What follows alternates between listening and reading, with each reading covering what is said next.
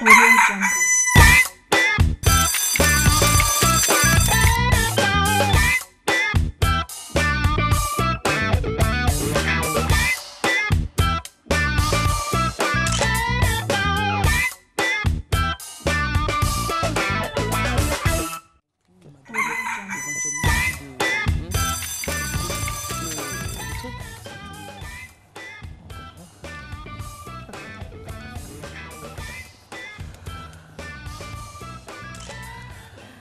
Et voilà, bonjour à tous, mesdames et messieurs. Merci d'être en notre compagnie pour cet autre rendez-vous, comme j'aime à le dire, cette autre cavalcade matinale. Le coq de la matinale chante également aujourd'hui. On espère que vous êtes vraiment en train et tous en bonne santé afin de profiter de ce matin d'Ivoire. Je suis Marcelin Gouvroy et à mes côtés, la ravissante, jeune et sémillante, pétillante, affriolante, Eva Mani, bonjour. Eh oui, c'est moi. Bonjour Marco, bonjour chez vous. Bien réveillé? Bien, j'en suis persuadée.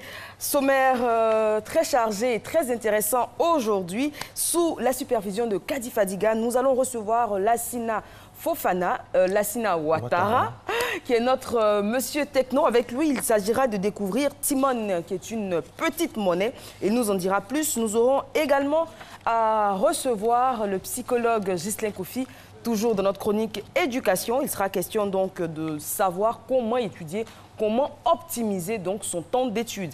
Et puis, en fin d'émission, je vous conseille en tout cas de rester parce que nous aurons dans notre thématique droit un outil très important qui s'installe, qui se développe en Côte d'Ivoire pour une meilleure cohésion entre la justice et les populations. C'est Allo Justice, je vous promets que ce sera très intéressant. Restez donc en notre compagnie jusqu'à la fin. Pour l'heure, Marco. Pour l'heure, Marco, sachez que le temps est assez humide, assez chaud. Forte chaleur également prévue, avec des passages nuageux à prévoir sur les principales poches climatiques de notre pays. Il est 6 heures dans quelques instants seulement. Et sachez également qu'au-delà de tout ce que cette belle dame à ma gauche, donc à votre droite, a cité, vous aurez également donc le no comment, les reportages et puis la météo, le journal, l'agenda. On aura tous les démembrements qui font de cette émission une émission que vous appréciez. Nous espérons que cela va continuer. On veut en même temps vous remercier pour vos suggestions et surtout le trop plein, beaucoup d'amour que vous nous apportez chaque jour. Allez, oui. On part de course, Eva. Et au pas de course, on va recevoir... 1, 2, et ça fait... Dans sa salle de sport, notre très cher coach Fabrice qui a encore des exercices à nous conseiller. Allez, 1, 2, on y va, Eva.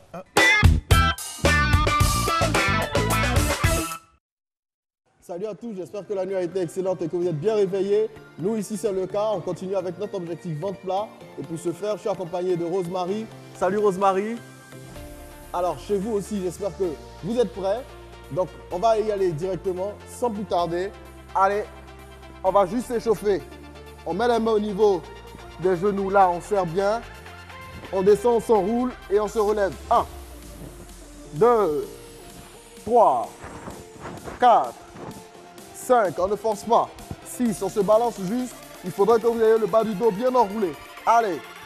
8, 9 et 10. Super.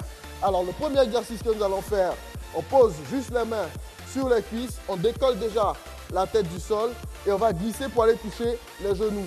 Alors, tous les exercices que nous allons faire, on va prendre un rythme très lent pour favoriser le maximum de contraction au niveau de la sangle abdominale. Donc, vous faites rentrer le ventre, vous contractez déjà le ventre volontairement, mettez les mains là et on part là. 1, 2, 3, on bloque en fait en position haute pour favoriser les contractions. Rosemary, ça peut aller. Chez vous aussi, j'espère que c'est bon. 3, 2, 1, go. 10, 1, 2, 3, 4, 5, 6, 7, 8, 9 et 10. Super. Allez, on s'allonge, on souffle, on respire un peu quelques secondes. Le prochain exercice que je vous propose, on va juste décoller les jambes du sol. Là, on forme un angle droit avec les jambes. On met les mains au niveau des épaules et les coudes vont essayer de simplement toucher les cuisses ou les genoux si vous le pouvez. Allez, 3, 2, 1, go. 1, on bloque toujours en position haute.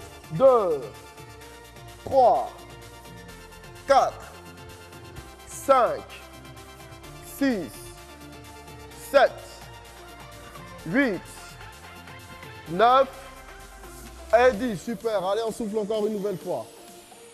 Allez, on respire. 10 petites secondes. En principe, déjà là, vous devez avoir une barre au niveau des abdos. OK? C'est ce que nous recherchons. C'est tout à fait normal. On repart encore une dernière fois pour cet exercice. 3, 2, 1, go. 1, 2, 3, 4, 5, 6, 7, 8, 9 et 10. Super. Allez, on reste toujours allongé. Super, respirez, soufflez. Soufflez, on respire. OK.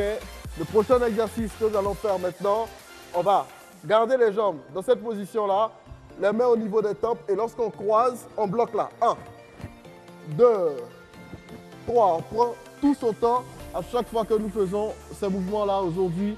N'allez pas vite en faisant les exercices d'abdominaux. C'est la contraction que nous recherchons. Donc prenez tout votre temps encore en faisant ces exercices. OK? Allez, on y retourne. 3, 2, 1, go. 1, 2, 3, 4, 5, 6, 7, 8, 9 et 10. Super. Allez, on souffle encore. On respire 10 petites secondes. 5, 4, 3, 2, 1. Top, c'est parti. Go. 1, 2, 3, 4, 5, 6, 7, 8, 9 et 10. Super. Allez, on souffle encore. On respire. Alors, le dernier exercice que je vous propose, c'est des chandelles. Donc, on va mettre les pieds là déjà perpendiculaires à ce niveau-là. Les mains restent à plat. Et on va essayer d'aller bien plus haut et revenir dans cette position. Là, 1, 2, mais toujours, on prend notre temps, on monte, on revient, on monte, on bloque, on revient. OK? Allez, 2 fois 10. 3, 2, 1, go. 1, 2, 3. Essayez d'aller bien haut. 4, 5, 6, 7, 8, 9 et 10. Super. Allez, on souffle. On respire. 10 petites secondes encore.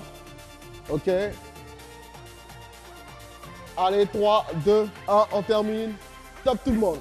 1, 2, 3, 4, 5, 6, 7, 8, 9 et 10. Super. Allez, là, vous restez là, vous respirez encore. Vous soufflez, respirez, détendez-vous. OK. Super. On va se mettre sur le ventre. Là, les paumes au sol. Et on tire là. On regarde le ciel, sur le plafond. Super. Allez, on revient là. Félicitations à vous qui avez réussi à faire tous ces exercices. Bravo à Rosemary. Alors, n'hésitez pas à répéter ces exercices à chaque fois que vous le pouvez. OK. Moi, je vous donne rendez-vous demain pour une autre session de gym. D'ici là, gardez la pêche. Allez, ciao. Yes, garde la pêche. Bois de l'eau fraîche et garde la pêche. Ah oui, le prochain album, donc Eva Mani Marco, ce sera du RAP avec comme arrangeur principal, arrangeuse Kadi Fadiga, qui va faire un feat avec Soro Félicité. Et puis à coup, ça sera là un renfort quoi, pour les aigus dans la chanson. C'est ça. Fatim Diédié sera là dans quelques instants donc pour la titrologie suivie de la revue de presse. Ne sera culpa, hein. Normalement elle intervient avant la gym mais ce sera après pour cette fois. Oui, il faut bien changer de temps en temps. Et aujourd'hui, Marco... Il n'y a pas de titrologie, elle va aller directement à la revue de presse parce voilà. qu'elle est déjà elle est déjà en jambes là, voilà. Elle a fait sa là. revue de presse, sa titrologie en off. Aujourd'hui, c'est le mardi 25 avril. Ça, vous le savez déjà. Ce que vous ignorez peut-être, c'est que c'est la journée mondiale du paludisme aujourd'hui. Et le 25 avril est donc pour l'OMS. La journée mondiale du paludisme, je l'ai dit, elle a pour origine un partenariat entre l'OMS, l'UNICEF et la Banque mondiale, sans oublier le PNUD. Et s'appelait au début la journée africaine du paludisme en raison de l'importance de cette maladie sur le continent africain. Créée en 2001, elle devient journée mondiale en 2007 par décision de l'Assemblée mondiale de la santé. Et sachez, mesdames et messieurs, que cette journée mondiale est sous-tendue par divers faits. Les principaux faits sont les suivants. Le paludisme est une maladie potentiellement mortelle, ça on le sait, due à des parasites transmis à l'homme par des piqûres de moustiques femelles infectées. En 2015, la transmission du paludisme se poursuit dans 91 pays. Le paludisme est une maladie évitable dont on guérit et les efforts supplémentaires déployés permettent donc de réduire considérablement la charge de la maladie à de nombreux endroits. Entre 2010 et 2015, l'incidence du paludisme, le nombre de nouveaux cas parmi les populations exposées, s'entend a baissé de 21% au niveau mondial, tandis que le taux de mortalité a reculé de 29%, toutes branches d'âge confondues, et de 35% chez les enfants de moins de 5 ans. Ce qu'il faut vraiment retenir, mesdames et messieurs, c'est qu'il faut avoir l'attention de tous les instants, notamment chez les enfants. Et également en 2015, c'était donc il y a 2 ans, près de la moitié de la population mondiale était exposée au risque de contracter le paludisme. La plupart des cas de paludisme et des décès dus donc à cette maladie surviennent en Afrique subsaharienne, donc en Afrique de l'Ouest. Toutefois, l'Asie du Sud-Est, l'Amérique latine et le Moyen-Orient sont également affectés. Et en 2015, toujours, 91 pays étaient confrontés à une transmission continue du paludisme. En Côte d'Ivoire. En Côte d'Ivoire, oui, puisqu'il faut parler proximité, on est parti donc de la généralité. On vient chez nous, et sachez chez nous, mesdames et messieurs, que nous sommes bien évidemment situés en zone intertropicale et on n'échappe pas à cette pandémie. Le pays donc est classé en Afrique comme la 5e nation endémique du paludisme, avec un taux d'incidence de la pathologie de 104 cas pour 1000 habitants sur la population générale. Dans certains districts sanitaires, ce chiffre atteint les 113 cas. Le paludisme en Côte d'Ivoire est avant tout responsable de 40% des cas d'absentéisme en milieu scolaire et professionnel, 50% de perte des revenus agricoles et appauvrit encore plus les familles puisqu'elles lui consacrent 25% de leurs revenus. Pire, le paludisme est l'une des causes de mortalité hospitalière importante dans le pays avec 23 à 27% de décès. Mais bonne nouvelle, hier, seulement hier, l'OMS a donc annoncé le lancement du premier test à grande échelle d'un vaccin contre le paludisme. C'est une révolution dont quelques 360 000 enfants de moins de 2 ans du Ghana, du Kenya et du Malawi seront concernés par ce vaste plan grandeur nature qui va se déployer de 2018 à 2020. Il faut retenir néanmoins que ce n'est qu'un test. Tout cela à la phase du test, mais Inch'Allah, si Dieu veut, bientôt on aura un vaccin contre le paludisme. Et on rappelle que depuis des années déjà, on parlait de vaccin avec le Colombien Manuel Elkin Pataroyo. Donc là, on est en bonne voie et la nouvelle tombe tout juste à la veille. Donc vous le savez, de ce 25 avril qui, je vous le rappelle, est entièrement dédié dans le monde au paludisme. On croise les doigts parce que franchement, si on arrive à vaincre totalement le paludisme, ce sera très bon pour le développement parce que cela a des incidences, vous ne pouvez pas l'imaginer, sur l'économie, notamment sur l'agriculture. Merci. Alors, Marco, vous le disiez, 40% oui. Des cas d'absentéisme en milieu scolaire, j'imagine combien de cours vous avez dû rater dû au Djekwadjo, comme on dit, comme on dit en général. Même dans ça, vous voulez parler, vous voulez rouler les R, on dit Djekwadjo, on dit Djekwadjo. Non, c'est Djekwadjo, c'est pas Djekwadjo. Non, Eva, attendez. Non, on attend Kadi Fadiga réveillez le baoulé qui est en son arbitrage. On dit c'est Djekwadjo ou Djekwadjo? C'est Djekwadjo, voilà. Oh, enfin bref. Bon, vous savez, Annie Baoulé, des fois, il y a des intonations qui diffèrent. En tout cas, merci d'être en notre compagnie, mesdames et messieurs. C'est ça, le naturel, la bonne humeur à votre service tous les matins de 5h55 à 7h30. Et là, maintenant, on va parler de toute autre chose. Virage à 360 degrés, on va parler d'une armée. Oui, l'armée nigériane en guerre contre les raffineries illégales. Vous savez que le Nigeria est une puissance pétrolière africaine. Et là, il faut l'attention de tous les instants par rapport à tout ce qui est raffinerie. Et surtout, encore plus, quand c'est illégal. Regardez. Lourdement armés, ces soldats de la marine nigériane sillonnent la mangrove du delta du Niger. Ils font partie de l'opération sécurité au delta. Ils sont à la recherche de pilleurs d'or noir. Le mandat de l'opération sécurité au delta, c'est essentiellement de protéger les infrastructures pétrolières et gazières, de détecter et empêcher le militantisme, la piraterie en mer, le vol de pétrole brut et toute autre forme de criminalité qui aurait un impact négatif sur l'économie du Nigeria dans cette région. Composée de 7000 soldats, l'opération traque les contrebandiers qui siphonnent le pétrole des pipelines pour ensuite le distiller artisanalement avant de le revendre. Une activité clandestine lucrative, mais aux conséquences dramatiques sur l'environnement. Les dégâts de ces raffineries illégales sont très importants. Vous pouvez le voir, l'environnement est détruit, le commerce dans les criques n'est plus possible et la vie aquatique est éteinte. Très dépendante de son pétrole, l'économie nigériane a été durement frappée par les sabotages à répétition menés par des groupes armés sur ses installations pétrolifères. En 2016, sa production a chuté de presque 50% avant de revenir à 2,2 millions de barils par jour en 2017. Pour décourager les contrebandiers, l'armée utilise désormais un bulldozer pour détruire définitivement les raffineries. Avant, on démantelait ces raffineries manuellement et les criminels revenaient 3 jours ou 1 semaine plus tard pour les reconstruire. Étant donné que la plupart des matériaux qu'ils utilisent ici sont résistants à la chaleur, nous utilisons un bulldozer pour écraser les matériaux et cela leur revient très cher de réactiver ces raffineries. Plus grande réserve d'hydrocarbures du continent africain, le Nigeria est gangréné par la corruption à tous les niveaux. Bien que le président Muhammadu Buhari a fait de la lutte contre la corruption l'une des priorités de son mandat, l'armée a déjà été accusée à plusieurs reprises de profiter illégalement de l'argent du pétrole. Waouh!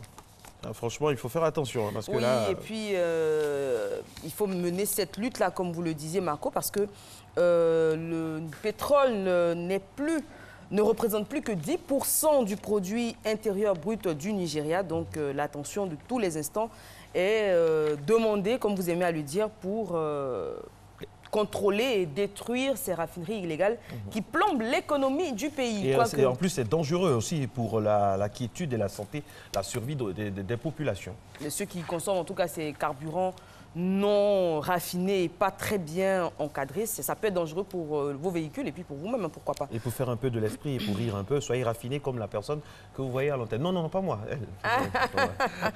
La suite, Eva, où vous envoyez maintenant? On va vous envoyer dans un salon de l'automobile. On découvre tout ça tout de suite.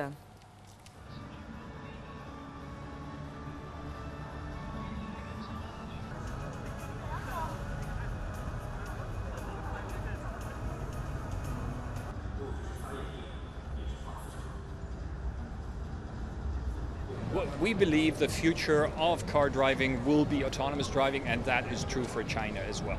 This is a huge market, it's rapidly growing, customers like new technology, so we're doing intensive research in order to bring the autonomous functions that we have at Mercedes-Benz also to China. AI is absolutely a long-term trend.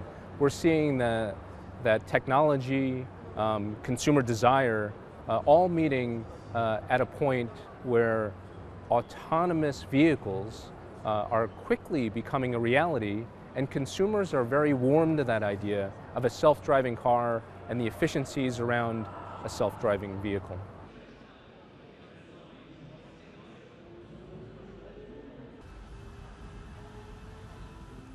Un jour, je vous offrirai une voiture là-bas. Ah ben oui, il faut savoir que ces voitures-là identifient le trafic, obéissent à la voie et prédisent même les obstacles. Les constructeurs, en tout cas, rivalisent d'investissements dans l'intelligence artificielle et les Chinois, notamment le Chinois Baidu, j'espère que c'est comme ça que ça se dit, qui est le constructeur, entend désormais partager avec eux ses secrets de véhicules autonomes. Donc bientôt, plus de chauffeurs. On monte, on dit par exemple RTI, Cocody, Boulevard des Martyrs. Et puis tout de suite, on est... Bon, faudra marcher quand même pour arriver sur le plateau de matin, bonheureusement en tout cas. Ça arrive à grands pas et la machine est en train de remplacer l'homme. Ça fait peur. Hein. Ça fait peur. Ok, les voitures étaient tellement belles que le point route, ce sera pour plus tard, ça a sauté. On voulait utiliser les voitures pour vraiment aller, mais donc Lassinan Ouattara, notre spécialiste techno, va s'installer donc avec sa démarche altière. Il va venir sur ce plateau nous Ça tombe bien, on parle d'intelligence artificielle. Oui, artificielle, il va venir. Vous savez qu'il est incollable sur tout ce qui concerne la technologie. Et il y a plusieurs thèmes comme ça qu'on va aborder avec lui. Lassine Ouattara est avec nous. Je rappelle que tout au long de ce rendez-vous, vous aurez à la fin de cette émission, en tout cas dans les 30 dernières minutes, on va parler Allo Justice, tout ce que vous voulez savoir, le centre d'appel de la justice. Et en toute justice également, justement, il est installé. Bonjour, bonjour Marco. Ne dites rien, générique, et c'est vous. C'est ça aussi la technologie. Mais il ne salue même pas.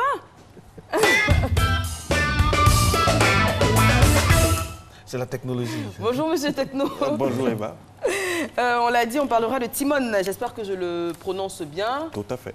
Et Timon pour la petite monnaie. Je suis très curieuse. Alors, quand il s'agit de monnaie, je rappelle que vous êtes très curieuse, oui. Bien sûr. Toujours donc par la question. Quand vous allez, par exemple, dans un supermarché ou alors dans le petit commerce, que vous avez besoin de petite monnaie ou alors qu'on doit vous rendre la petite monnaie, qu'est-ce que vous faites exactement? On achète des bonbons. On prend des bonbons ou alors des boîtes d'allumettes. Jusqu'à la fermeture du magasin. Non, mais c'est vrai, c'est vrai que quand on calcule toute la petite monnaie qu'on peut laisser dans la journée ou dans la semaine, ça fait quand même une belle somme. J'étais dans une pharmacie la dernière fois, dans mon quartier, je disais, mais attendez, vous n'avez pas 200, monsieur Gouveau? Il dit, mais attendez, à ce rythme-là, je vais reconstruire la pharmacie.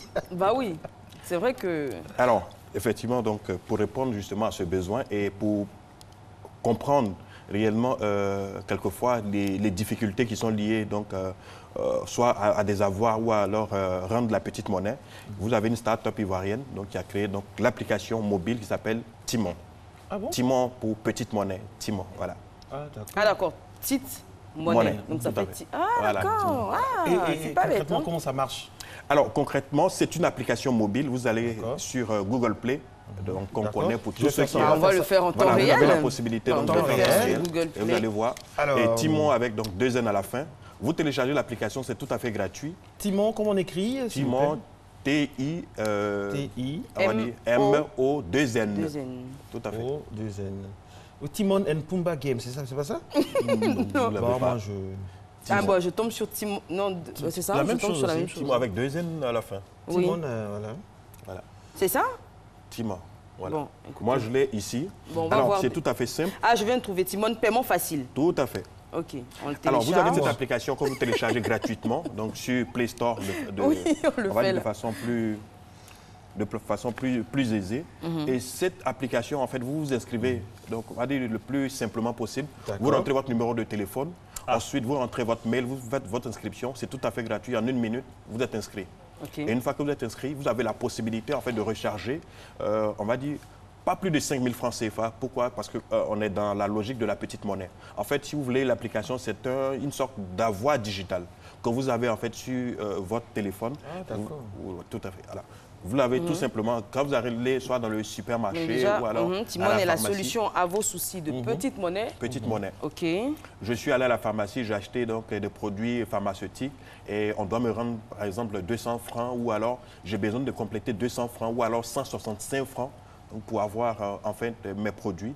C'est tout à fait simple. Si par exemple l'officine de la pharmacie, elle est inscrite justement dans, on va dire dans ce dispositif, tout simplement vous avez la possibilité, vous prenez votre téléphone et puis vous composez le numéro et à partir de votre numéro, vous envoyez donc les 200 francs et on n'a plus besoin réellement donc d'échanger en fait avec du cash. Et si, j'imagine que dans l'autre sens, le commerçant doit vous donner de la petite monnaie et qu'il n'en a pas, il est capable de créditer votre compte également de 175 francs. Il y a le côté recevoir aussi dedans tout à l'heure. Il y a le côté recevoir et le côté donc payer. Et ça permet de faire également donc des paiements, c'est-à-dire que je prends un taxi, le chauffeur de taxi donc à Timon, il suffit simplement, ça fait 2500 francs, donc je paye avec Timon tout simplement. Et tenez-vous bien, c'est qu'il n'y a pas de commission, il n'y a pas de frais. Contrairement à ce qu'on pourrait voir en fait, dans les autres services donc, de mobile money. Il n'y a pas de frais en réalité. Ça fonctionne juste sur Internet. Ce n'est pas le réseau, en fait, le réseau des opérateurs qui est utilisé. C'est plutôt, on va dire, Internet qui a tout simplement utilisé. Et comment on recharge son compte? Avec une carte de crédit ou avec comment justement? Vous avez en ce moment, quand on a rencontré justement celui qui l'a fait, qui s'appelle M. Batlemi Kwame, il nous a indiqué que pour l'instant, vous avez un certain nombre de partenaires qu'il a, chez qui vous pouvez aller recharger. C'est-à-dire que vous avez la possibilité de recharger avec des comptes mobile money? Du tout. Vous allez, c'est-à-dire que c'est un dispositif qui est indépendant aujourd'hui donc des services, mais qui sont, on va dire, qui vont peut-être à la longue devenir partenaires. Pourquoi devenir partenaire? Parce qu'évidemment, on a dans du mobile payment, et le mobile payment se développe, bien sûr, avec les opérateurs qui sont déjà très, on va dire, très outillés pour cela. Ici, on va dire que c'est un opérateur alternatif dans le mobile banking. Parce qu'à un certain moment, quand les chiffres vont commencer donc à croître, et on va s'en rendre compte finalement qu'on peut quelquefois faire des petites dépenses, parce que c'est fait pour faire des petites dépenses, et fait pour, en fait, pour échanger de la monnaie, ou alors faire des petits paiements qui sont entre, on va dire, 1 franc et 5 000 francs CFA. D'accord. Donc du coup, ça ne va pas engendrer, on va dire, des... Est-ce que c'est réaliste par rapport à Abidjan? Parce que... Alors, c'est réaliste. Est-ce que c'est concret? Est-ce qu'il y a la communauté assez élargie pour vivre ça au quotidien? Alors, la communauté est en train de s'élargir parce qu'il faut dire qu'aujourd'hui, les opérateurs qui sont là avec les systèmes, on va dire le mobile payment déjà, ont un plus grand avantage. Ça permet juste d'avoir, c'est juste un avoir digital et ça fonctionne vraiment avec 1 franc, avec jusqu'à 5 000 francs. Ce n'est pas des sommes colossales, mais à une échelle, on va dire, plus grande. Avec plus d'utilisateurs. Plus d'utilisateurs, une utilisation plus massive. On va être dans des chiffres qui sont quelquefois des chiffres astronomiques. Et du coup, à un certain moment, je pense qu'il faut réellement s'afficher comme, on va dire, un opérateur alternatif de mobile banking. Et à partir de ce moment-là... Quel que soit le quartier. Quel que soit le quartier, c'est-à-dire que le commerçant, par exemple, bien, parce que c'est... En fait, vous avez des boutiques qui sont aujourd'hui labellisées Timon. Vous avez par exemple votre magasin de vêtements où vous allez et donc vous faites appel... Ou le Mauritanien du quartier. Ou le Mauritanien même du quartier. Et vous allez, à chaque fois donc, que vous prenez, donc vous avez la possibilité, par exemple, pour des questions de rendu de monnaie, parce qu'on sait très bien que les questions donc, de petite monnaie, ça représente donc quelquefois une perte de temps. Ça représente vous avez essayé de chiffrer un peu ce que ça... si on veut quantifier la petite monnaie par an dans un pays, mon Dieu, c'est un budget. Hein. Les économistes donc, pourront... C'est bien les startups au supermarché, en pharmacie, supermarché, à la pharmacie, boutique. à la boutique. Donc, mais chez les Mauritaniens, ils ont toujours la monnaie. Comment ils font même les chauffeurs de Warawara. Vous avez 10 000, vous voulez payer un moment de 10 francs, ils vous font la monnaie. Non, ils ne le font plus, hein, ils le font plus. Ah, c'était par le passé? Oui, par le passé. Ça se voit qu'il y a longtemps que vous n'êtes pas allé chez le boutique. Il y a très longtemps. Sinon, ils font plus de petites monnaies. Ah bon? C'est plutôt l'hypermarché. Bah voilà, ça se voit. Dans l'hypermarché, vous avez la possibilité d'acheter ou alors de payer, d'avoir un avoir avec aujourd'hui donc Timon pour la petite monnaie. Très bien. Timon. Ça se dit Timon ou Timon? Parce qu'il y a deux N. Timon. D'accord. Timon, monnaie, petite monnaie en fait. C'est petite monnaie, un peu créole. C'est comme quand on dit Timfa. Donc Timon, pour la petite monnaie, très belle application, initiative de M. Barthélémy Kwame, vous l'avez dit. Ça veut dire qu'en Côte d'Ivoire, les startups, les jeunes entreprises donc, dans les domaines des technologies donc, avancent, font beaucoup de recherches et ça, c'est des initiatives. Est-ce que ça, c'est considéré comme de la fintech ou même pas? Bon, oui, bien sûr. Si vous voulez, c'est tout un ensemble, c'est tout un écosystème en fait créé. Vous avez aujourd'hui donc la start-up qui, quelquefois, a des rapports avec des établissements financiers, qui sont en rapport quelquefois avec des start-up qui leur développent en fait des solutions qui sont des solutions toutes faites, plus faciles. Parce que quelquefois, la banque, son cœur de métier, ce n'est pas justement d'aller faire des recherches dans le domaine de l'innovation, de la technologie. Et les startups, c'est là bien leur rôle. Et c'est pour ça, de plus en plus, on encourage donc les startups à réfléchir quelquefois pour les entreprises qui sont plus grosses, mais qui ont des besoins quelquefois qui se limitent en termes de technologie. Merci beaucoup. Il n'y a pas d'autres informations comme ça? Vous avez des choses, des biscuits croustillants pour des informations en matière de techno? Il n'y a pas?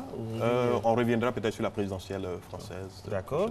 Voilà, très bien. Les réseaux sociaux et très digitalisé, très viral. Digitalisé. Et la stratégie justement donc, de Macron éventuellement et on va dire Marine Le Pen. Et puis pour le deuxième tour, qu'est-ce qui éventuellement donc, pourrait être fait et comment est-ce que les médias sociaux sont en train de bouleverser la donne? Parce que comme j'avais indiqué, c'est que vous avez des temps qui sont limités pour les candidats en général quand on est en pleine campagne et les réseaux sociaux... Du temps à la télé. Et à la télé et les médias classiques.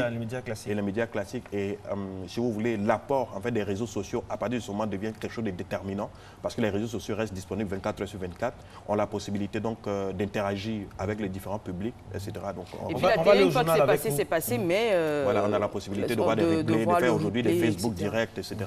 Donc il n'y a plus de limite en fait dans le temps et dans l'espace. Quand vous voyez les résultats du premier tour en France, Macron en tête avec Marine Le Pen, c'est aussi la victoire du digital. Parce que Macron a commencé vraiment à fond la caisse avec son côté très proximité des startups, tout ça, aujourd'hui, finalement, ça paye. Bien sûr, quand on est jeune, on va dire quand on est jeune... 39 ans seulement. 39 ans, enfin relativement jeune parce que... quand on a 39 ans, ou alors il y a 5 ans, quand il était, on va dire, à l'Élysée, à Bercy. Il est jeune, 39 ans. Oui, à Bercy. Je pense qu'il 51. Tout à fait.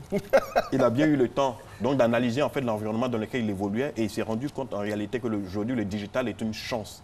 Et si vous voyez bien dans son programme, il y a tout un, on va dire, il parle on va dire de développement durable, il parle également donc d'énergie renouvelable, mais également donc d'innovation, de digitalisation. Et ça, il y a, on va dire, près de 50 milliards d'euros donc dans Quand il est lancé comme ça, il peut plus il est passionné, il est passionné. Merci beaucoup, Lassina Ouattara. Vous restez là. Hein. Vous allez accueillir avec nous la sémillante Maïsako qui va s'installer pour son JT précédé de la météo. À tout à l'heure.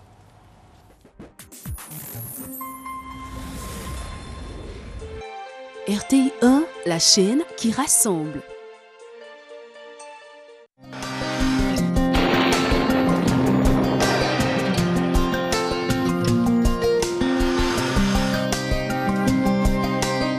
MTN, everywhere you go.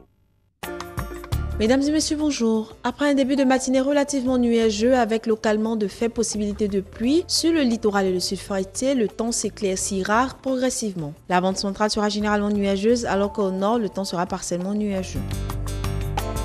Les températures afficheront 26 degrés à Abidjan, 25 à Adiaké et à Bondoukou, à Boaké on notera 26 degrés, 25 degrés à Daloa, Dimboko observera 26 degrés, on remarquera 25 degrés à Gagnoa, 24 degrés à Korogo, 25 degrés à Man, Odiéné 26 degrés, 25 degrés dans les villes de San Pedro, Sassandra et Tabou et 26 degrés dans le district de Yamoussoukro. Au cours de l'après-midi, le soleil essaiera au mieux de s'imposer sur l'ensemble du pays au travers des éclaircies offertes par les nuages. Toutefois, la présence du vent et des passages nuageux sur le littoral et le sud forestier atténueront régulièrement les effets du soleil. En milieu d'après-midi, l'on observera quelques bourgeonnements nuageux à l'est, au centre et au nord-ouest, ce qui débouchera sur des orages et de la pluie. On notera 30 degrés à Abidjan et à Adiaké, 32 à Bondoukou, 35 degrés à Boaké. Dalo affichera 33 degrés également à Dibokro. À Gagnon, on notera 32 degrés, 35 degrés à Korogo, 32 à Man. Odiéné affichera 36 degrés, 30 degrés dans les villes de San Pedro, Sassandra et Tabou et 32 degrés à Yamoussoukro. Très bonne suite de programme et agréable journée à tous.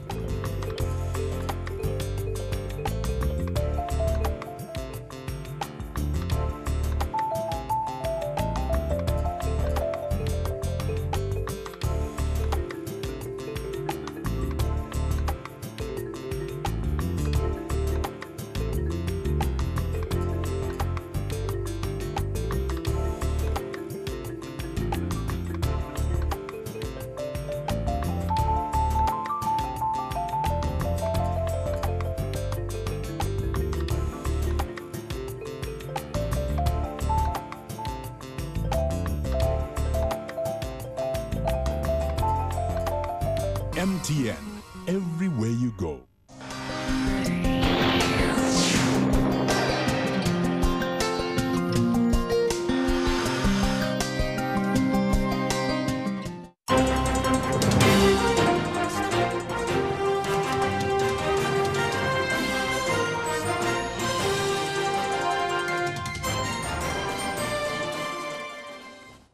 Bonjour à tous et bienvenue dans ce 6h30. Après 44 ans à Londres, le siège de l'ICCO, l'Organisation internationale du cacao, se trouve désormais ici à Abidjan. Il va être inauguré aujourd'hui par le président de la République. Que représente cette institution pour la Côte d'Ivoire, premier producteur mondial de cacao? Quel est son fonctionnement? Des réponses avec Lansine Bakayoko.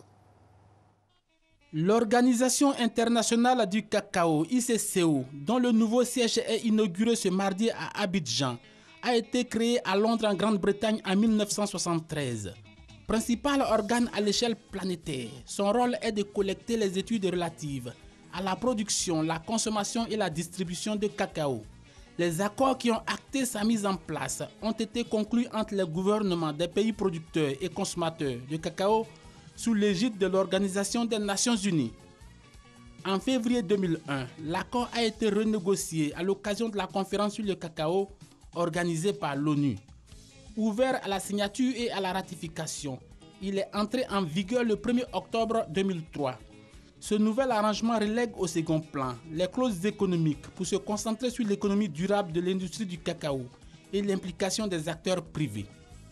L'accord soutient également le développement de la collecte, l'analyse, l'étude et la diffusion des statistiques concernant les marchés mondiaux. L'idée, améliorer la transparence.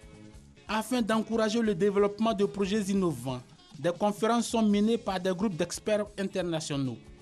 3 groupes d'études plus spécifiques existent au sein de l'ICCO et portent sur la qualité du cacao, l'environnement et la recherche et les stocks.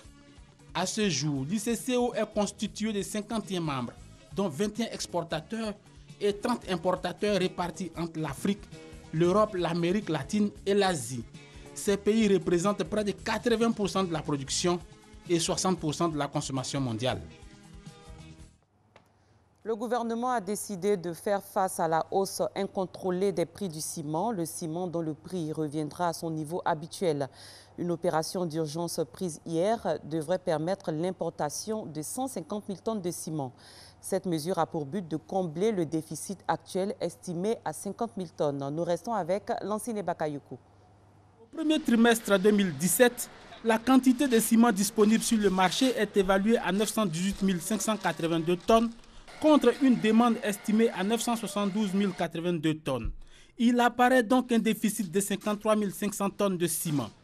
Conséquence de ce déficit, 20% d'augmentation chez les revendeurs. Pour faire face à la situation conjoncturelle actuelle et faire baisser la tension sur les prix, le gouvernement a décidé de mener une opération d'urgence d'importation de 150 000 tonnes de ciment. Cette importation sera effectuée par les cimentiers en activité sur la période allant d'avril à juillet 2017. Les services de surveillance du marché du ministère du Commerce et de la promotion des PME et de l'artisanat vont intensifier les contrôles sur l'ensemble de la chaîne de distribution afin de rechercher, identifier et sanctionner toute pratique de nature à créer et ou à entretenir la spéculation à la hausse du prix du ciment. À court terme, les travaux d'extension des capacités de production de 2 unités industrielles devraient permettre de disposer d'une capacité additionnelle de 2 millions de tonnes à fin juin 2017. À ce jour, la capacité installée est de 4 150 000 tonnes par an. C'est parti pour la semaine nationale de vaccination. Le coup d'envoi a été donné à Boisflé par le ministre de la Santé et de l'Hygiène publique, Raymond Goudou Kofi. C'est une campagne gratuite qui s'étendra jusqu'au 30 avril prochain. Elle concerne les femmes enceintes et les enfants âgés de 0 à 11 mois.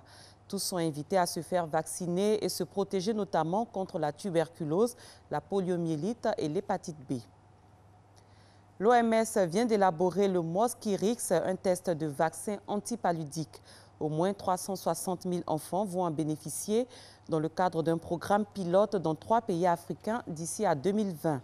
Chaque année, des milliers d'enfants sur le continent meurent de paludisme. Sidonie Davila.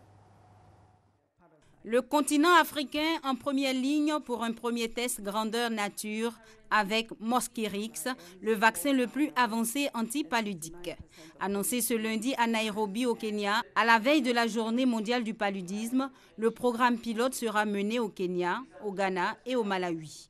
3 pays qui ont déjà participé à de précédents tests à une petite échelle. Il a fallu 30 ans pour élaborer un vaccin contre le paludisme efficace. Mesdames et messieurs, je suis très heureuse de vous dire que maintenant les vaccins contre le paludisme semblent très prometteurs avec plus d'une vingtaine de formules à différents stades de développement. Et le vaccin connu sous le nom de RTSS est le plus avancé. Lors des tests menés de 2009 à 2014, sur 15 000 personnes, les résultats avaient montré que le Mosquirix n'empêche pas toute infection par le parasite, mais réduisait de 40% le nombre d'épisodes paludiques, surtout ceux jugés graves et nécessitant une hospitalisation. L'Organisation mondiale de la santé ambitionne de vacciner au moins 360 000 enfants entre 2018 et 2020. 4 doses du vaccin doivent être administrées à l'enfant à 5 mois, 6 mois, 7 mois et 2 ans. Au cours de cette période test, les parents seront sensibilisés à un nouveau cycle de vaccination qui ne correspond pas au cycle traditionnel de vaccination des enfants. Nous sommes très reconnaissants envers GSK, la société pharmaceutique qui développe le vaccin et qui le fournira gratuitement pour ce programme pilote. Et le vaccin sera évalué comme l'intervention complémentaire en Afrique qui peut être ajoutée à notre boîte à outils. En 2015, 114 millions de personnes au total étaient infectées par le parasite du paludisme en Afrique subsaharienne. L'objectif de l'OMS est de réduire le nombre de personnes tuées par la maladie de 90% en 2030 par rapport aux 429 000 enregistrés en 2015. En culture, les rideaux sont tombés samedi dernier sur la 13e édition du FICAD, le Festival international de la culture et des arts de Daoukro. Une parade carnavalesque et un concert reggae ont meublé l'événement. Il était placé sous le thème de l'optimisation des potentialités culturelles et touristiques pour un développement local efficient. Davis Soyo, Aboussanougou. La place Henri Konan Bédié de Daoukro transformait le temps du FICAD 2017, le Festival international de la culture et des arts de Daoukro, en un espace de carnaval.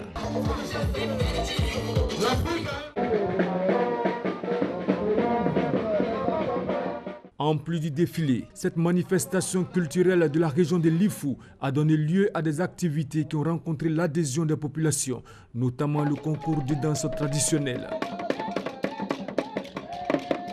le concours culinaire et le concours littéraire, occasion pour les festivaliers de faire montre de leur talent d'artiste.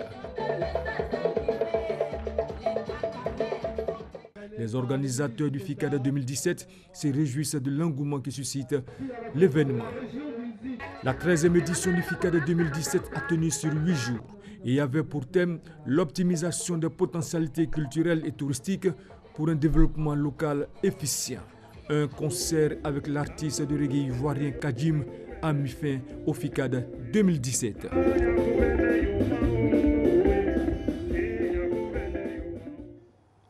Décédé le 24 avril 2016 lors du 9e Festival des musiques urbaines d'Anoumambo Femua, Papa Wemba a été immortalisé à Anoumambo. La cérémonie d'hommage a eu lieu aujourd'hui dans le dit village à Makori. Pour les ministres de la Culture de la Côte d'Ivoire et de la République démocratique du Congo, Papa Wemba reste une légende de la musique africaine. Pour eux, il sera toujours présent dans les esprits des mélomanes à travers ses œuvres. Un défilé de mode a eu lieu également pour rendre hommage à l'illustre disparu qui aimait bien s'habiller. La Guinée-Conakry est désormais la capitale mondiale du livre. C'est une décision de l'UNESCO. Elle a été prise le 23 avril dernier. Des projets de construction de médiathèques dans chaque quartier de la capitale vont être lancés. C'est la première fois qu'un pays francophone est désigné capitale mondiale du livre par l'Organisation des Nations Unies pour l'éducation, la science et la culture. Malika Koulibaly. Conakry, capitale du livre pour l'année 2017. Le pays d'Alpha Condé, premier pays africain francophone à être choisi par l'UNESCO pour relever le challenge. Et Conakry, au même titre que Madrid, Montréal et une quinzaine de capitales avant elle, compte devenir un temple du livre à l'échelle planétaire durant un an. Les Nations Unies ont été séduites par les initiatives de l'État guinéen en faveur de l'accès du livre à tous, la population étant à 60% analphabète selon des estimations nationales. À titre d'exemple, construction de médiathèques dans chaque commune et plusieurs points de lecture, un projet global d'environ 5 milliards de francs CFA. L'objectif est de créer une culture du livre et de la lecture. Cet engagement de l'État est soutenu par l'UNESCO qui va cette année 2017 accompagner la Guinée-Conakry, capitale mondiale du livre. Ce seront donc 12 mois de rendez-vous culturels, de représentations théâtrales, d'ateliers sur toutes les déclinaisons de l'art littéraire. Chaque mois donc seront à l'honneur films, pièces, auteurs et bien d'autres acteurs culturels du pays. La Guinée au centre de l'activité littéraire mondiale pour 2017. Conakry succède à Wrocław en Pologne, choisi en 2016. Le titre de capitale mondiale du livre lancé en 2001 à Madrid en Espagne par l'UNESCO. consacre les efforts de la qualité des programmes municipaux pour la promotion du livre et de la lecture. Pour 2018, c'est la capitale de la Grèce, Athènes, qui a été choisie. C'est la fin de cette édition. Merci de l'avoir suivi. Très bon début de journée à tous et à toutes. Merci Maï Sako. Merci. Allez, très bonne journée. La suite, ce sera quoi avec vous aujourd'hui? Vous êtes au 13h ou votre programme? J'ai le dernier journal de 23h aujourd'hui même. D'accord. Rendez-vous donc pris sur Restez avec elle, suivez Maï Sako par rapport à toutes ces principales interventions au journal. Et on salue tous nos amis de la rédaction, notamment Hamza Diaby et puis toute l'équipe, toute la famille de l'information sur RTI 1. Il est 6h42 à Tazibouo, c'est à Daloa, au fin de la Côte d'Ivoire. Je suis né à Daloa, moi. Vous êtes né à Daloa? Oui, je connais Finalement, Tazibouo. vous êtes né plusieurs fois, vous êtes né à Boaké? Non, j'ai vécu à Boaké, mais je suis né à Daloa. Je connais bien Tazibouo. Bon? Comment vous connaissez Tazibouo d'ailleurs? Mais écoutez, je connais quand même. Je connais Tazibouo, je connais vraiment... C'est beau, hein, Daloa. On ira faire un tour là-bas un jour? Oui, pourquoi pas. D'accord, pourquoi pas. Votre oui est un peu douteux. Enfin, c'est pas grave. Elle également, elle est de la région, justement, ça tombe bien. Transition toute trouvée. Vous parlez maintenant de celle qui est juste dans la zone. On vous dira tout ça un jour. On vous dira la vérité, toute la vérité, sur cette magnifique personne qui va intervenir maintenant dans cette émission. Fatim Djedje, c'est parti.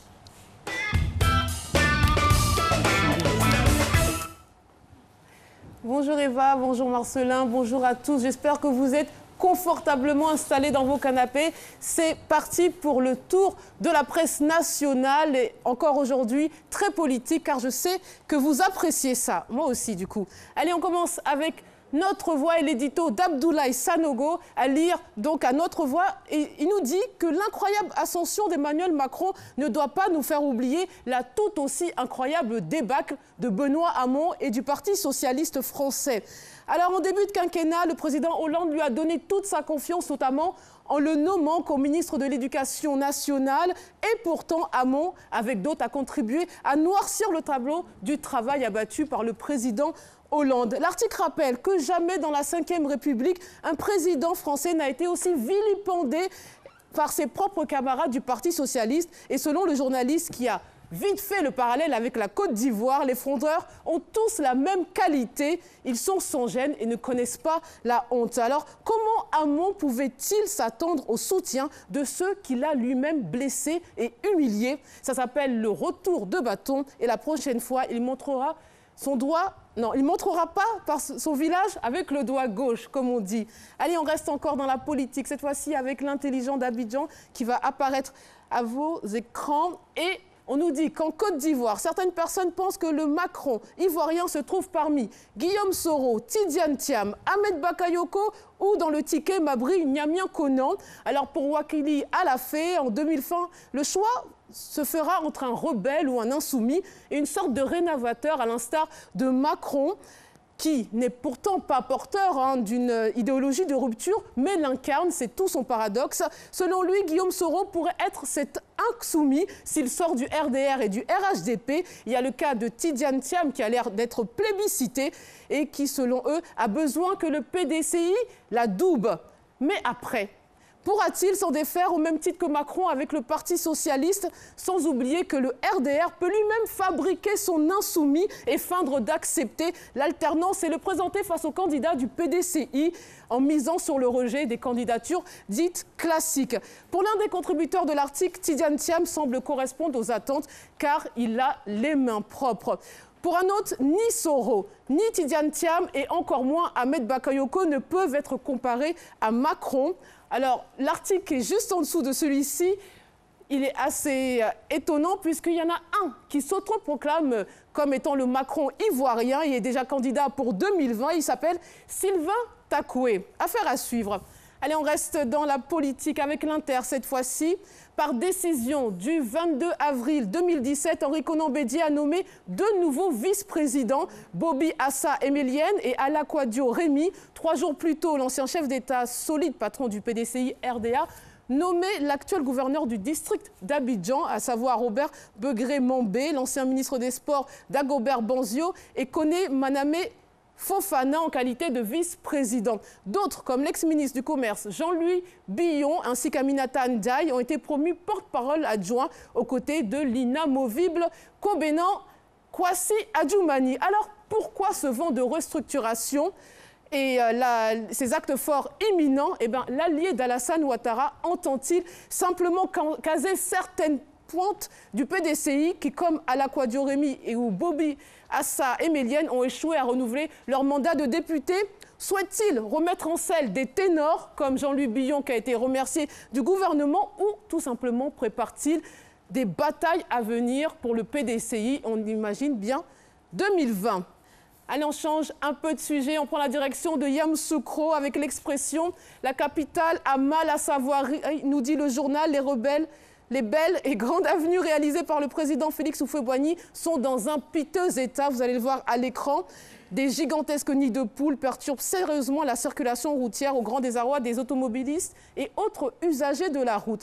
Alors le constat aurait pu être pire si, à la faveur de la visite d'État du président Alassane Ouattara en décembre 2013, des travaux de réhabilitation n'avaient pas été effectués. On va revenir sur cette présidentielle française, du moins les résultats du premier tour. Et grâce à Courrier International, je vous propose un florilège des réactions dans la presse internationale.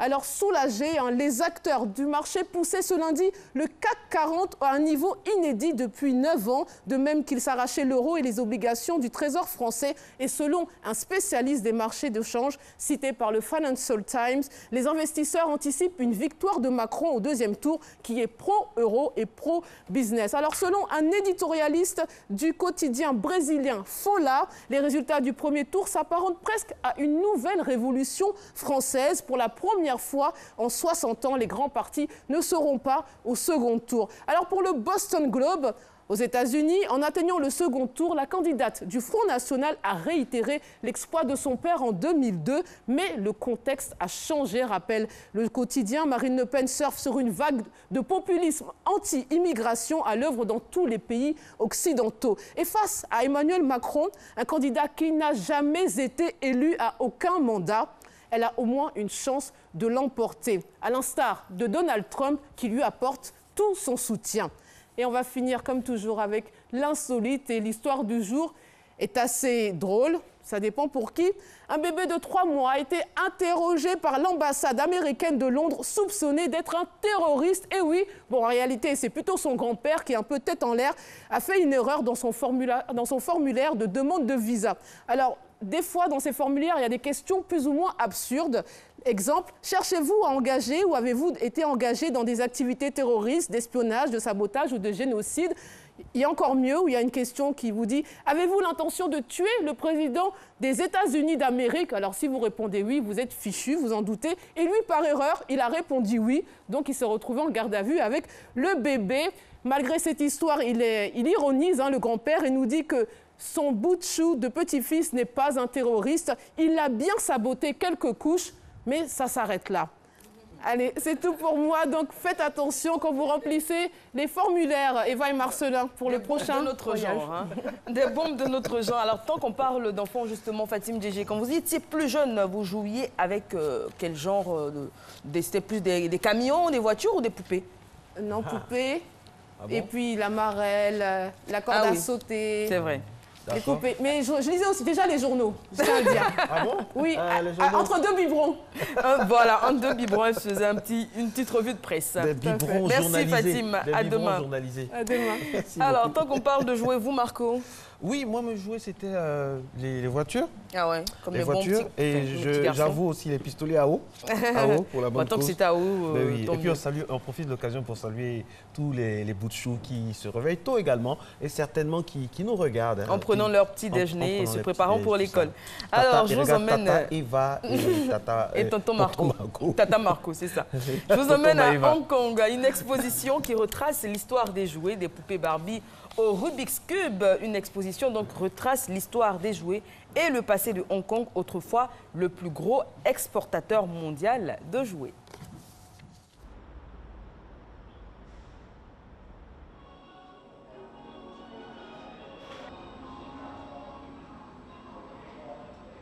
I think it has been tremendous, and it was just out of all our expectation. And the first day since it was open, we have the exhibition has been So we have long queue, and some of the visitors will have to wait for 2 hours just to get in. I would say about more than half of the world's toys are managed by the Hong Kong managed factories in China.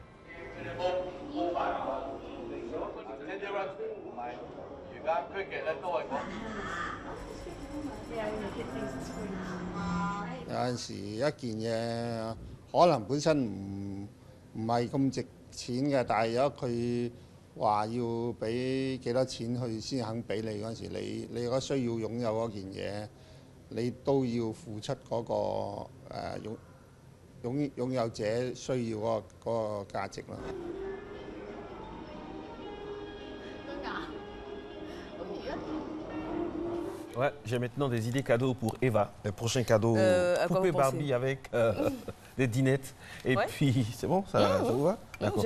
Mais on se met d'accord. Si je vous offre ces cadeaux, promettez-moi d'étudier, de bien étudier. Je le promets, de travailler bien à l'école. De ma classe. Promis, juré, craché. Vous jurez sur le logo, de Matin Bonheur. Je jure sur le logo de Matin Bonheur. Je m'engage à être première de ma classe et vous deuxième. Ok. Vu qu'on est dans la même classe. Tant que je suis à côté de vous, je suis deuxième, c'est pas grave. Parce qu'on dit que les premiers souvent viennent de derrière. Allez, parlant d'études, ça tombe bien, on est de plein pied dans la rubrique éducation. Comment étudier pour avoir de bons résultats, pour après avoir de bons cadeaux? Elle est sur notre plateau, spécialiste d'éducation donc dans Matin Bonheur. Méliane Log, le jingle, et après on va l'étudier.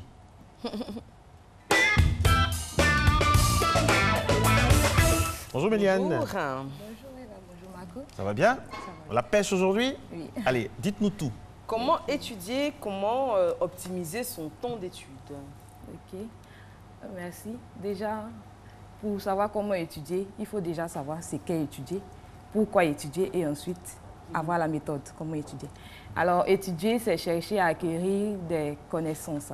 Alors, c'est s'intéresser à, c'est se pencher sur. Pourquoi étudier? Déjà, l'élève, l'étudiant, tout le monde, on étudie pour réussir. Alors, quand on veut réussir, il faut se donner les moyens de réussir. Et l'élément le plus important pour faire aboutir les études, c'est bien la motivation. Alors, il faut être motivé, il faut avoir envie d'apprendre, envie de réussir. Le préalable déjà pour avoir une bonne méthode d'étude, c'est que l'élève ou l'écolier doit déjà, en classe, être attentif. Voilà. Il doit écouter ce que dit le professeur ou le maître. Il doit, par exemple, prendre bien ses notes, parce que c'est lorsqu'il pourra bien prendre ses notes qu'il va s'apprêter pour les révisions. Les révisions seront plus faciles pour cet élève-là. Ensuite, il faut aussi que l'élève se connaisse. Voilà. Il doit se connaître lui-même. Il doit aussi créer un environnement optimal pour mieux apprendre. Alors, cela passe par un bon temps d'études. Donc, s'organiser, avoir un emploi du temps, organiser ses révisions. Et déjà, l'élève aussi va trouver un bon moment, voilà, le bon moment d'étude, un bon endroit. Donc, cet endroit peut être un endroit bien éclairé, à l'abri du bruit. Il peut se mettre sous un lampadaire. Voilà, ça dépend de ses conditions d'études, voilà, de ses conditions de vie. Aussi, il a le sac, le Solar Pack. Le Solar Pack. C'est donc mieux. D'accord. Voilà. Et une fois qu'il a trouvé le bon endroit, il va aussi s'organiser parce qu'il y a plusieurs matières. Il y a des matières littéraires, il y a des matières scientifiques. Il va déjà prendre le temps de choisir ses priorités. Voilà. Donc, maintenant qu'il sait quelle matière étudier, il va aussi étudier en fonction de sa mémoire. Je vais dire si c'est quelqu'un qui a une mémoire auditive, si c'est quelqu'un qui a une mémoire visuelle, si c'est quelqu'un qui a besoin de s'entendre redire avant de comprendre. C'est important ça aussi. Oui, c'est très important. Entre guillemets, une petite digression. Comment on fait pour savoir ça? Tel a une mémoire auditive, par exemple. Eva, je suis qu'elle a une mémoire visuelle. Non, moi je suis auditive. Je m'étais fait diagnostiquer par M. Baby Douka qui faisait de la programmation neurolinguistique. Voilà, il m'avait diagnostiqué auditive. Et je me suis rendu compte qu'effectivement j'étais auditive parce que je retiens plus facilement ce qu'on me dit que ce que je vois. Et surtout quand je lui chuchote à l'oreille, elle retient. Oui, donc on se reconcentre. Oui, effectivement, donc c'est par ta capacité. Par exemple, moi je peux dire que je retiens plus quand j'entends. Donc je vais lire à haute voix, je vais permettre que quelqu'un parle pour que je puisse retenir. Voilà, ça C'est dépend la mémoire visuelle pour moi. Voilà, ça dépend de... Donc pour vous, il faut écrire au tableau, il faut écrire au tableau, écrire sur des feuilles. Et puis voilà, c'est très visuel. D'accord. Là, je vous vois bien, vous deux. Allez, continuez. Okay. Mais une fois qu'il sait un peu comment étudier, il va devoir ajuster maintenant ses études au programme. Par exemple, si ce sont des mathématiques, eh bien, il va devoir faire de la pratique, il va devoir faire des exercices, il fait des exercices. Si c'est de la littérature, il va devoir apprendre par cœur. Voilà. Et puis, tous ces éléments que je viens de citer vont aussi être possibles s'il a un bon temps de repos.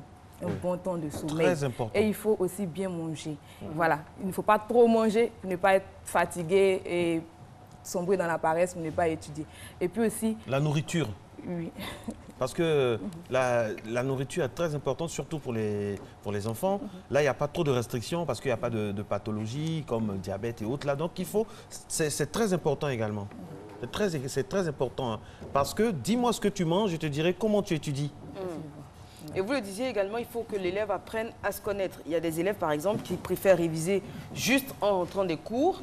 On révise tout de suite. Il y en a d'autres qui préfèrent se reposer, regarder la télé, puis réviser, on va dire, avant d'aller se coucher. Donc, il n'y a pas de méthode prototype, on ne dira pas de méthode type.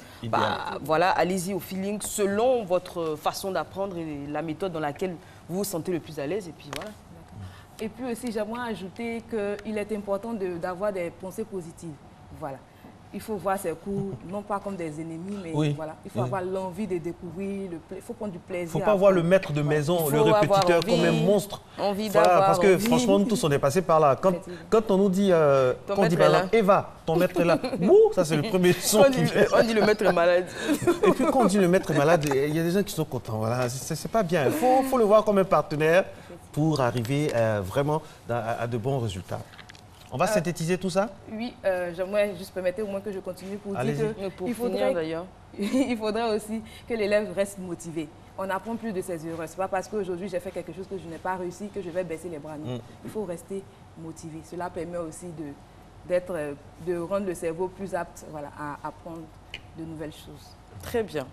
Et qu'est-ce que vous pensez, Eva, d'une minute, qu'est-ce que vous pensez de ceux qui ne respectent rien de ce que vous dites, mais qui étudient bien quand même, qui ont de bons résultats? Parce que ça existe. Effectivement. Selon les classes, dans quelle catégorie? Cela, je peux dire qu'ils arrivent à s'en sortir par un coup de chance, mais je vais dire l'idéal, c'est de, même si, par exemple, je prends l'exemple de quelqu'un qui a peut-être toujours 16, 15 sur 20, celui-là, il va certainement se dire, parce que j'essaie, donc je n'ai pas besoin de prendre la correction du devoir. Non, il faut toujours se donner de bonnes habitudes, au fait. Très bien. Merci, Méliane. Merci beaucoup. Et puis, on va avoir une pensée pour tous ces professeurs et ces maîtres d'école. Oui, mais c'est vrai que Dieu les protège, parce que vous ne savez pas le nombre d'élèves qui prient pour que vous tombiez malade. Heureusement que Dieu a la main sur vous. On va faire une... Nous tous, au moins, on a une fois fait cette prière-là, que vous tombiez malade. Désolé, si le maître veut être malade aujourd'hui. Dieu vous bénisse, messieurs les professeurs, et qu'il vous protège. Une petite page de réclame, on se retrouve dans quelques instants.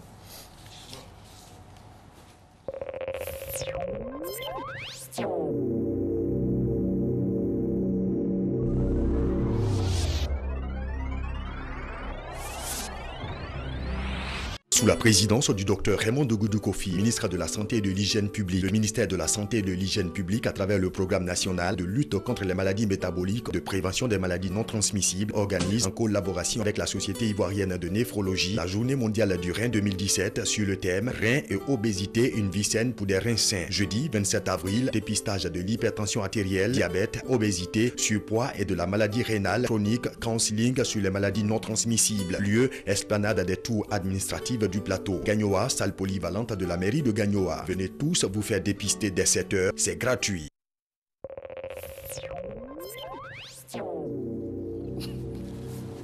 Retour sur le plateau de ces matinales, mesdames et messieurs. Là, c'est le Money Time, dernière ligne droite de ce rendez-vous. Nous sommes ensemble, vous le savez, depuis 5h55. Je suis en compagnie de ma sœur et notre couple se prénomme Maëva, Marco et Eva. Et dans ce dernier virage de cette émission, nous avons le grand plaisir de recevoir une dame vraiment très éprise de justice. Avec elle, nous allons parler bien sûr de Allo Justice. Vous savez, le nouveau contexte, le nouveau feeling du ministère de la Justice qui se rapproche de plus en plus des justiciables afin de donner toutes les informations. Vous avez un souci, vous voulez avoir des informations, Allo Justice. Mais de quoi cela tout retourne? On va vraiment expliquer tout cela en long et en large pendant 30 minutes. J'espère que vous allez suivre. Mais avant, jingle, éléments explicatifs et puis la discussion jusqu'à la fin de cette émission. Comment ça va? La thématique. Même que c'est moi qui fais l'intro ou que ce soit toi qui fais. Bonjour monsieur. Oui.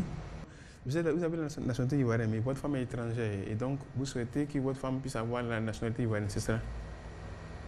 Voilà, monsieur, avant de répondre à vos préoccupations, je souhaiterais prendre quelques informations vous concernant. Ok, je vais vous passer au superviseur qui va vous donner de plus d'informations concernant votre préoccupation. Votre femme est de quelle nationalité? Elle est togolaise. Ok.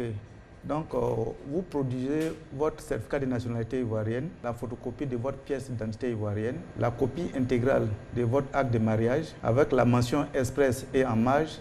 L'époux de nationalité togolaise a opté pour la nationalité ivoirienne. Votre extrait d'acte de naissance avec la mention de transcription du mariage. C'est-à-dire quand vous prenez votre extrait de naissance, oui, quand vous prenez votre extrait d'acte de naissance là, en bas, ils ont mis marié-le avec tant en bas.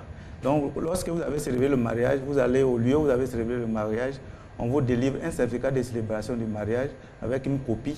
Et vous allez au lieu de votre naissance, on transcrit cette mention-là. En ce qui concerne, n'est-ce pas, votre épouse, elle produit, n'est-ce pas, sa carte de séjour, la photocopie de son extrait de naissance également avec la mention, la mention du mariage, comme même chose que pour vous. Et vous prenez l'ensemble de ce dossier-là, plus la somme de 50 000 francs, vous venez déposer ça à la direction des affaires civiles et pénales ici au service de naturalisation.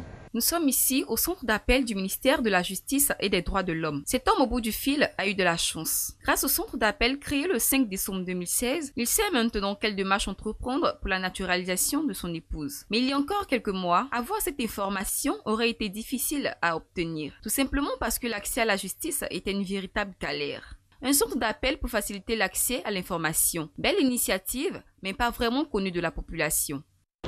Concernant le centre d'appel, bon, personnellement, je n'ai pas d'informations là-dessus.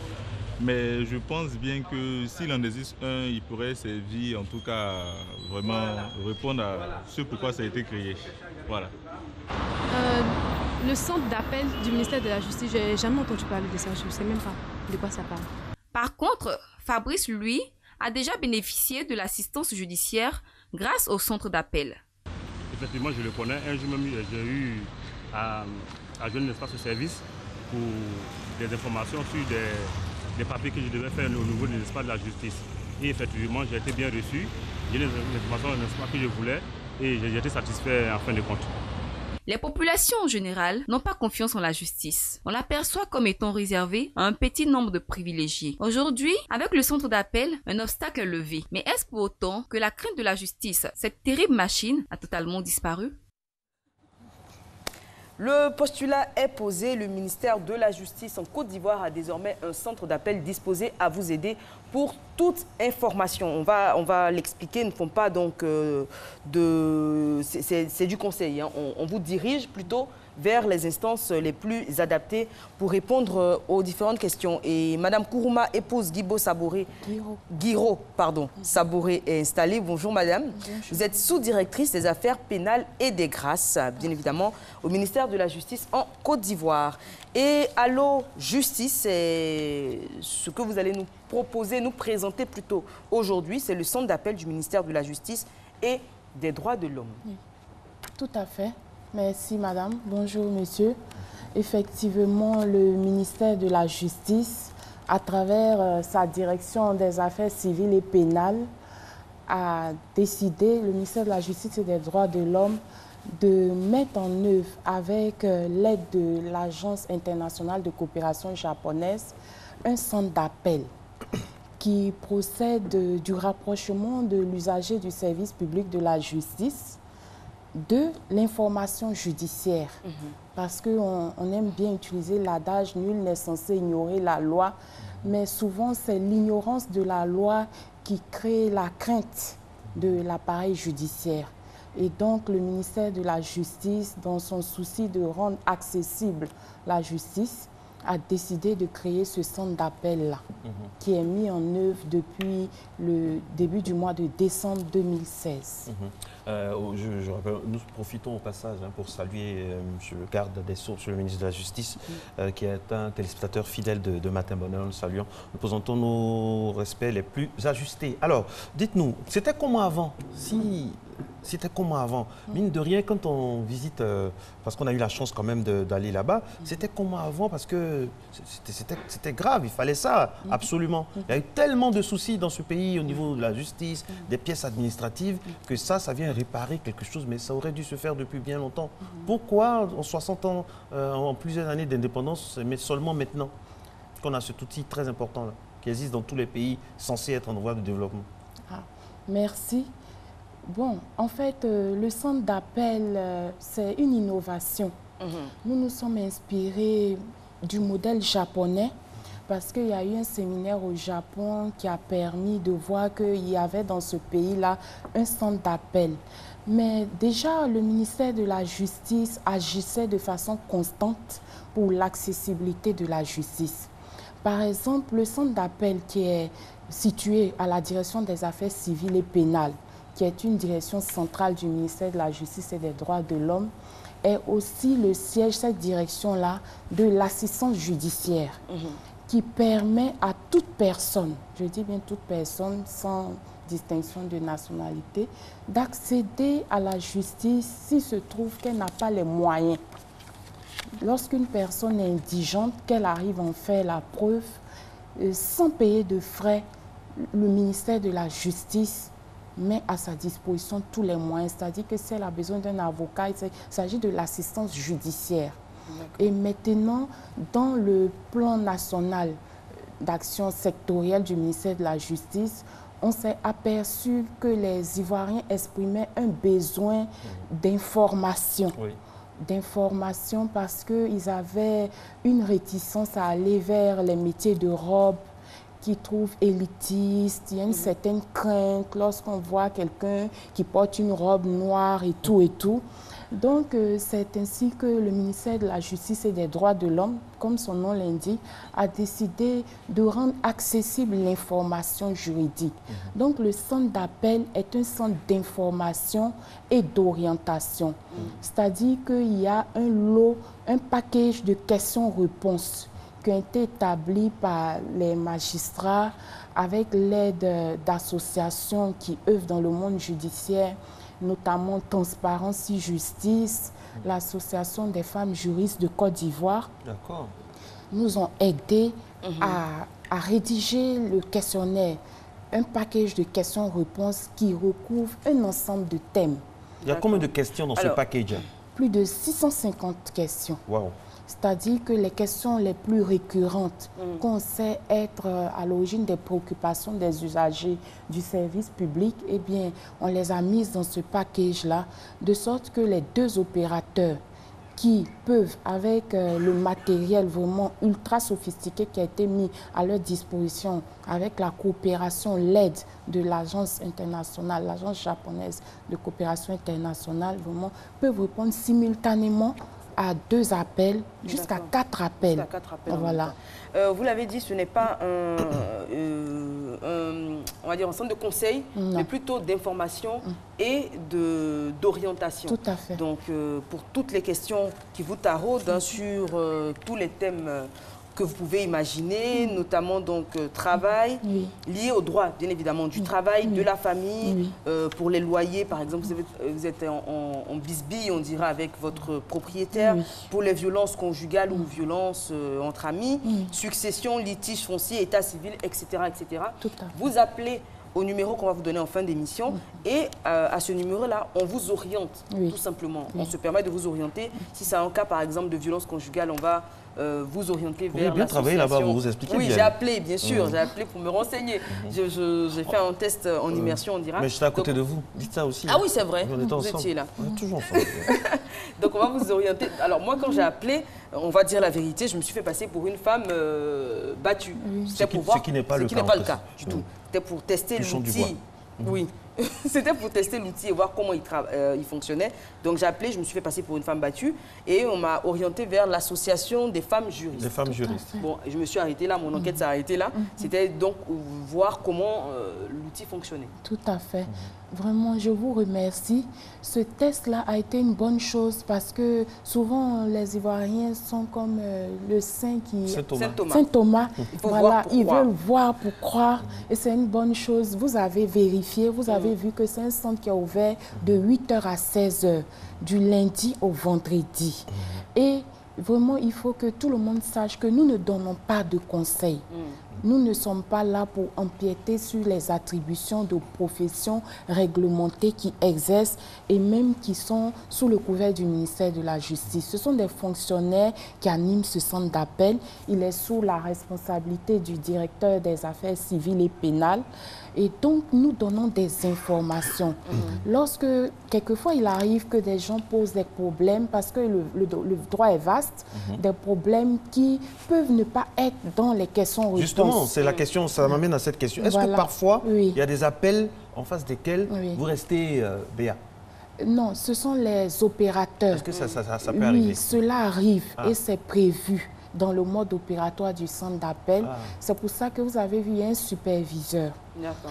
Lorsque la question qui est posée n'est pas dans les questions-réponses ou bien est assez complexe parce que ça peut être un problème qui est complexe. Voilà, complexe, c'est un mot que nous aimons bien et qu'il est vraiment urgent de répondre. Vous voyez, on pose, vous avez vu quand vous a posé certaines questions, on rappelle la personne. On la rappelle, le superviseur vient et il donne les informations. Par rapport à un problème spécifique, voilà. Ça c'est bien. Exactement. Et si la question dépasse les compétences du superviseur, qui est un greffier, on l'a vu dans le reportage, il en réfère au magistrat. Si ça le dépasse, on passe au ministre de la Justice. Bon, non, les magistrats pourront... D'accord. Voilà, le ministre de la Justice nous a délégué ce pouvoir-là. D'accord. Donc, assistance judiciaire, allô justice, je pense que la Côte d'Ivoire l'attendait, hein, parce qu'on va parler bien évidemment des problèmes de corruption qui existent, parce que pour faire un papier, par exemple, je ne sais pas moi, un certificat de nationalité, je dis ça, je dis, comme j'aurais pu citer un autre document administratif, il y a des frais bien précis à payer, mais on vous fait comprendre que si vous payez un peu plus, vous aurez vos papiers peut-être un peu plus tôt.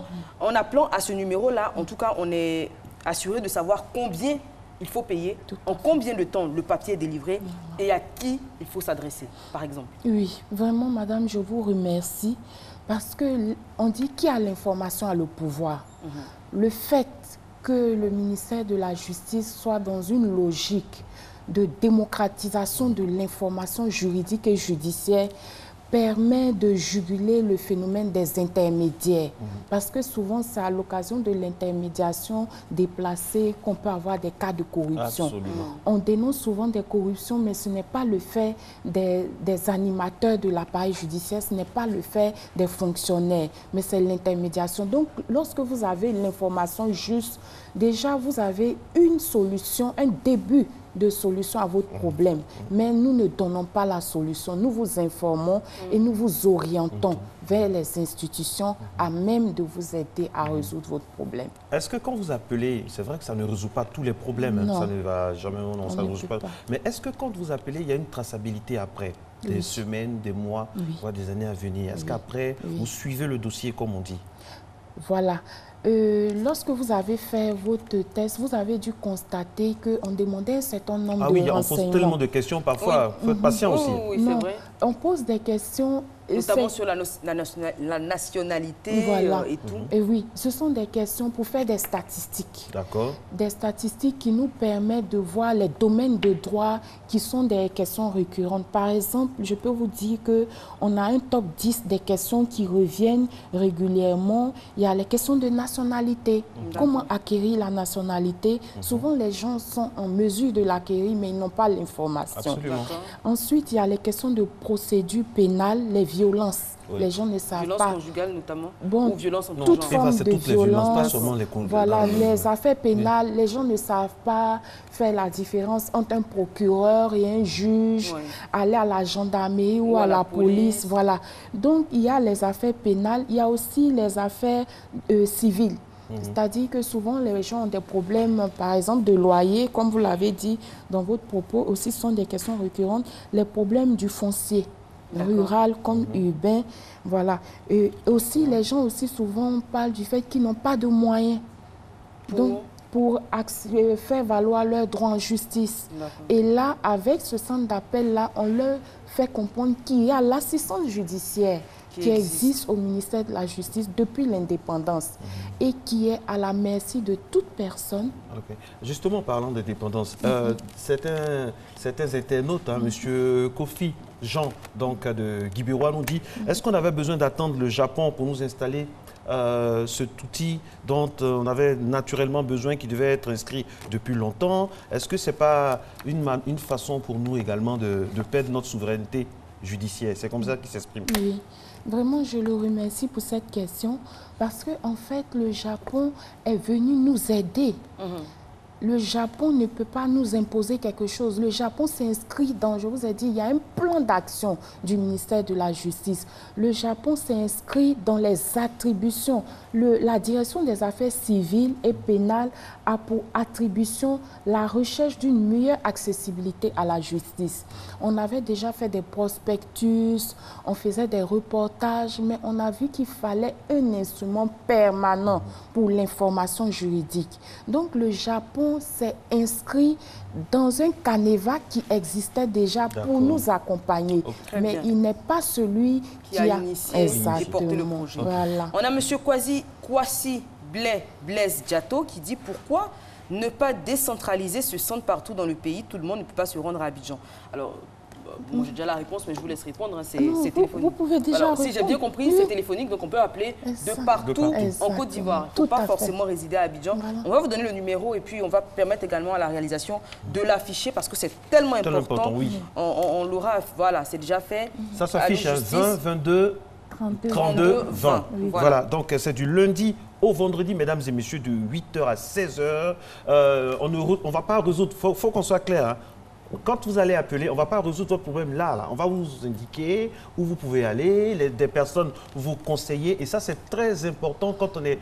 Généralement, on a affaire à des personnes qui sont paniquées au téléphone, qui veulent avoir tout de suite. Et ce que moi, j'aime beaucoup dans le test qu'on a fait, c'est la bonne dose de psychologie de ceux qui sont au bout du fil. Ça, c'est très important. Comment vous les formez? Qui est là? Qui s'assoit là? Par rapport à quoi? Voilà. En fait, ce sont des fonctionnaires d'abord. Les opérateurs sont des fonctionnaires. Parce qu'il faut dire que c'est gratuit. Le service est gratuit. Le service ne coûte que le coût de l'appel. C'est pas surtaxé. Voilà, c'est un coût normal. Et maintenant, ce sont des fonctionnaires qui ont été formés. Je vous ai dit, on a travaillé avec des associations qui sont déjà sur le terrain, notamment l'association des femmes juristes, qui a l'habitude des centres d'appel. On s'est inspiré du centre d'appel du ministère de la Famille. Nos populations sont assez démunies, madame. Pourquoi ne pas penser directement à une ligne verte où c'est gratuit? Pourquoi il faut payer là encore? C'est vrai que c'est gratuit, mais l'appel est payant. Oui. Pourquoi pas une ligne verte directement? Ou bien est-ce qu'on va tendre vers ça après? Voilà, c'est peut-être un plaidoyer qu'on peut faire au niveau de nos autorités. Mais lorsqu'on pensait le projet aussi, on s'est dit qu'il ne fallait pas que la ligne soit surchargée par des appels malveillants. Parce que souvent, lorsque la ligne est gratuite, les gens appellent, voilà, les pompiers en souffrent. Donc c'est en pensant le projet, cet aspect-là nous a amené pour le moment à ne pas partir dans la gratuité et à responsabiliser les personnes qui veulent l'appeler. Allô Justice, centre d'appel du ministère de la Justice et des droits de l'homme 20 22 32 20. Un numéro à enregistrer déjà, même voilà, le numéro s'affiche. Enregistrez dans votre téléphone. Vous voyez de loin maintenant, non, là je l'ai ici. Je suis myope comme une taupe moi. Donc, 20 22 32 20. N'hésitez pas à enregistrer dans votre numéro, dans votre téléphone. Peut-être que vous n'en avez pas besoin aujourd'hui, mais on a toujours et tous affaire au moins une fois à des problèmes de justice. C'est peut-être pas grave, ça ne débouche pas sur des choses plus graves, mais juste pour établir un document administratif ou avoir une bonne information, on ressort tout de suite le numéro, vous enregistrez. Allô Justice, vous voilà, et puis tout simplement le problème, on l'espère, sera en voie de résolution. Parce qu'on va vous donner la piste pour résoudre votre problème, mais on ne va pas le résoudre pour vous. Alors madame, est-ce qu'on peut revenir sur l'assistance judiciaire? Parce que ça revient de façon récurrente au niveau des préoccupations des téléspectateurs. Alors, et je pense que c'est le point focal hein, de Allo Justice, hein, l'assistance judiciaire. Comment ça s'est organisé? Par rapport à quoi une association vient vous voir et elle est accessible au fait qu'on peut la citer lorsqu'on parle avec des individus qui appellent? Comment ça s'organise justement? Donc, il faut dire que l'assistance judiciaire est logée au ministère de la Justice, plus précisément à la direction des affaires civiles et pénales. Donc, cette assistance judiciaire est délocalisée, puisqu'il y a un des spectateurs qui posait la question. Il y a des bureaux locaux d'assistance judiciaire. Les bureaux locaux sont dans les juridictions de première instance, depuis le décret de octobre 2016. Donc, notamment Boaké. Voilà, toutes les juridictions, c'est-à-dire il y a plusieurs juridictions de première instance, près d'une trentaine. Absolument. Donc, il faut que l'usager du service public de la justice montre qu'il n'a pas les moyens. Il a des problèmes de droit, il a une procédure contentieuse, une procédure non contentieuse, il a besoin d'être aidé, il a besoin d'un avocat, d'un huissier, il n'a pas les moyens. Donc, il fait une lettre, c'est gratuit, sur papier libre, avec des pièces, un certificat de non-imposition et une photocopie de sa pièce d'identité. Il adresse le courrier au ministre de la Justice ou au directeur des affaires civiles et pénales pour demander l'assistance judiciaire, ou si c'est les bureaux locaux, au président du tribunal du lieu où il réside. Donc dans ce courrier, il explique son problème déjà. Exactement. Il explique également qu'il n'a pas de moyens pour peut-être s'attacher les services d'un avocat ou d'un huissier ou de toute autre personne, voilà, ou être exonéré des frais de justice. Il ne faut pas essayer de tromper les magistrats. Parce que si vous mentez, vous avez les moyens. Ça va vous rattraper. Exactement. Parce qu'on est au ministère de la Justice. On va annuler. La décision sera annulée. Vous allez repayer. Vous allez payer tout ce qui vous avait été concédé gratuitement. Donc, et en plus, il y a les poursuites. Voilà. Il y a les poursuites aussi. Alors moi, je suis un peu intriguée. Comment on sait si la personne a les moyens ou pas? Si la personne déclare qu'elle n'a pas de moyens. Par exemple, elle n'est pas fonctionnaire, on va dire, donc elle n'a pas un bulletin de salaire. Mais c'est quelqu'un qui fait des activités qui lui permettent de s'attacher les services d'huissier ou d'avocat. Il vient et il déclare qu'il n'a pas les moyens. Comment on vérifie la véracité de ses propos? Déjà, il y a les pièces qui sont fournies. Oui, le certificat d'imposition ou de non-imposition permet de voir déjà si vous êtes imposé au titre de l'impôt foncier, si vous payez divers types d'impôts et on voit déjà les moyens que vous avez. Ensuite, quand vous faites la demande, votre demande est instruite par le bureau national ou le bureau local d'assistance judiciaire. Cette instruction-là permet de voir le bien fondé de votre demande. C'est là que les magistrats vont faire jouer leur perspicacité. Absolument. Voilà. Et ça vaut mieux être blanc hein, avec la justice parce qu'après le retour de bâton... Madame, j'aimerais qu'on revienne un peu sur les statistiques, on va dire à mi-parcours. Depuis que ce centre, puisque je rappelle après tout qu'il s'agit de Allo Justice, alors... À mi-parcours, est-ce qu'on peut se faire un petit bilan? Je veux dire, qui appelle? Quelle est la zone qui appelle le plus? Est-ce que ce sont des hommes, des femmes? Ils ont quel âge? Est-ce que moi, j'aime bien les statistiques quand je reçois mes invités. Oui. À première vue, les statistiques montrent que les hommes appellent plus que les femmes. D'accord. Ah bon? Oui. Et c'est bizarre, mais l'intérieur... Non, pas forcément, oui. L'intérieur appelle... Autant qu'à Abidjan.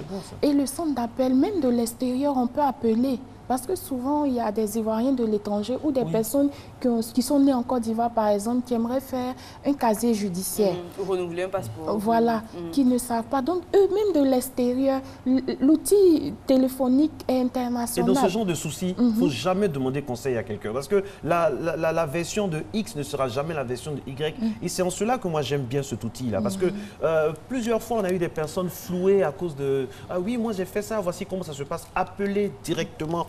Ayez la bonne information. Ayez la bonne information. Je rappelle le numéro. Ça, on va dire ça jusqu'à la fin de l'émission. 20 22 32 20. Appelez, il y a toutes les informations. Enregistrez dans vos numéros. Même si on vous a dit, vous avez une personne de confiance qui vous a dit, oui, voici comment ça se passe. Appelez quand même, ça ne coûte pratiquement rien. Voilà, vous allez à la source de l'information, vous l'avez dit, ce sont les intermédiaires qui bien souvent favorisent la corruption. On va dire, ah mais oui, moi j'ai un petit à Abidjan, il peut faire ton casier judiciaire, tu vas lui donner tant. Et le après, petit, lui, il va voir quelqu'un d'autre à qui... Voilà, exactement. Même et c'est un papier sans valeur.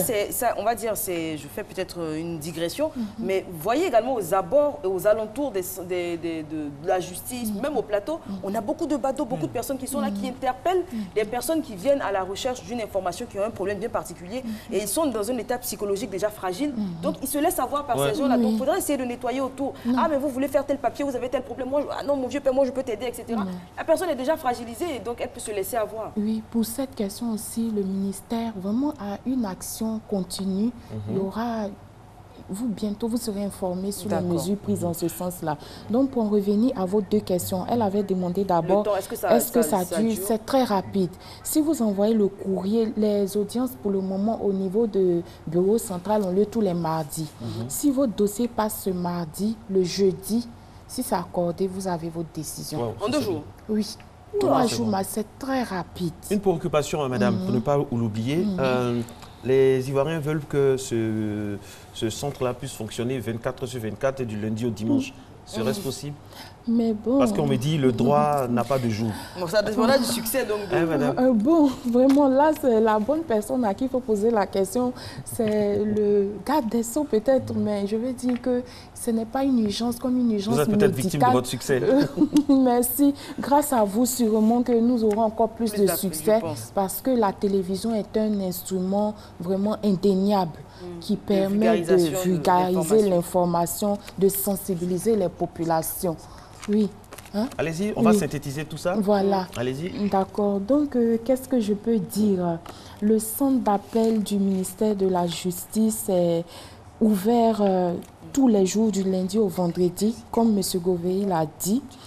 Et il a des informations, il a un package sur diverses questions de droit et son but est de rapprocher les usagers du service public de la justice de l'information judiciaire pour les orienter utilement et les informer de façon adéquate. Merci beaucoup. Nous étions en compagnie de Mme Kourouma, épouse Guiro Saboré. Je rappelle donc qu'elle est sous-directrice des affaires pénales et des grâces. Donc le thème, l'intitulé, c'est Allô Justice. Et n'oubliez pas le numéro de téléphone 20 22 32 20. Voilà, c'est ici qu'on va s'arrêter déjà pour aujourd'hui. C'est vrai que quand on aime, on ne compte pas. Et quand on aime Matin Bonheur, on ne compte pas le temps qu'on passe avec vous. Mais Dieu merci, on revient demain. J'espère que vous serez toujours en notre compagnie. N'oubliez pas, 14h30 sur les antennes de RTI 1, rediffusion de la thématique avec Madame Kourouma, épouse Guiro Saboré. Cette émission a été réalisée par par Félicité Soro, rédaction en chef Kadi Fadiga, assistée de Lassina Ouattara. Décidément, j'ai des problèmes avec les prénoms aujourd'hui. Rendez-vous demain. Ciao.